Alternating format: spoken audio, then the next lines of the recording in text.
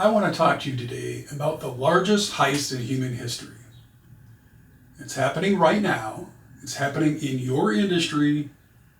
It is happening in your building. And the people committing the heist are the ones you trust the most.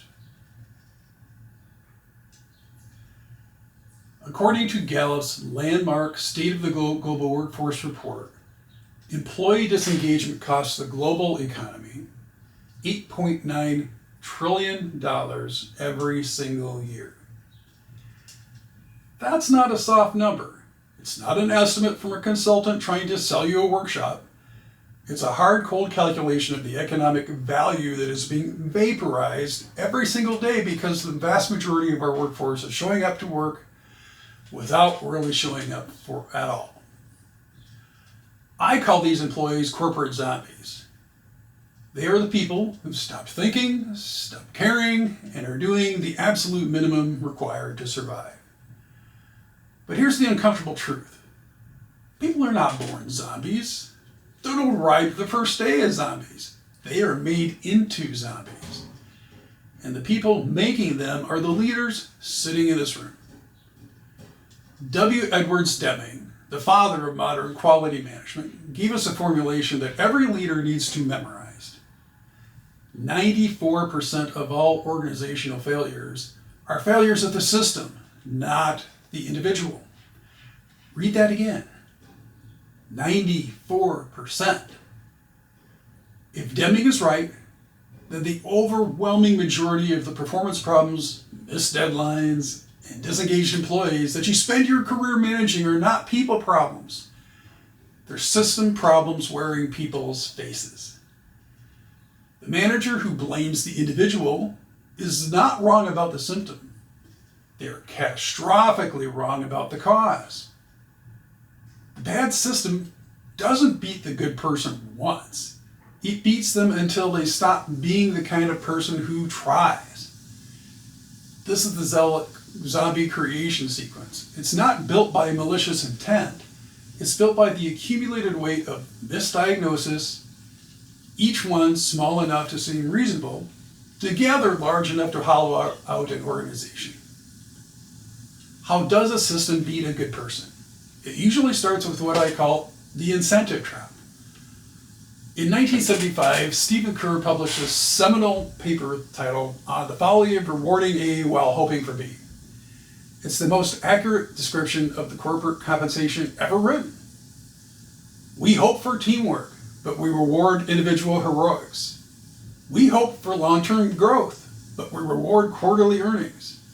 We hope for innovation, but we punish failure.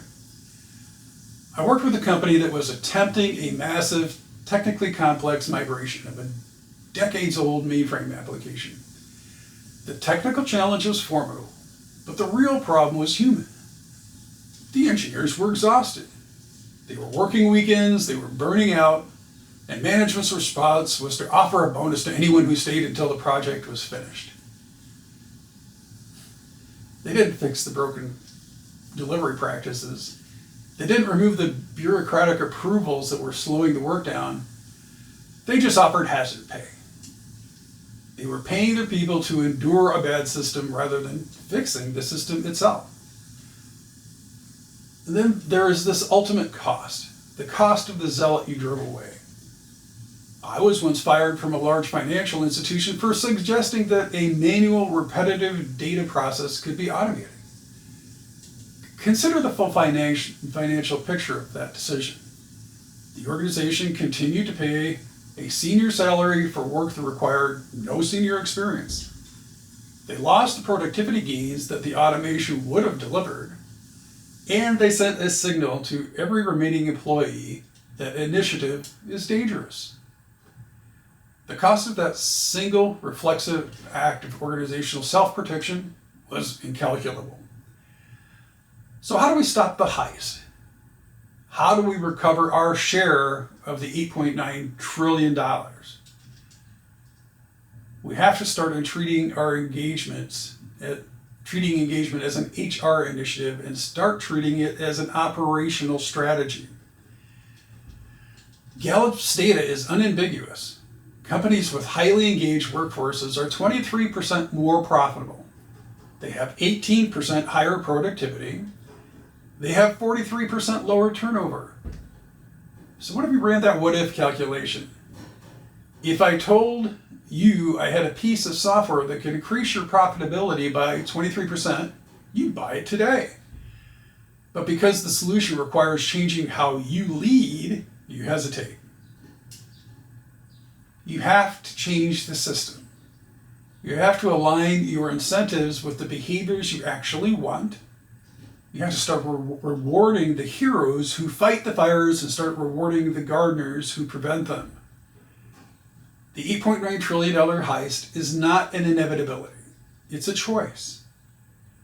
Every policy you write, every metric you track, every behavior you reward is a vote. You're either voting to build a zombie factory or you're voting to build a zealot garden. The people in your organization are waiting for you to make the right choice. They want to care. They want to do great work. Fix the system. Stop the heist. Raise the dead. Thank you.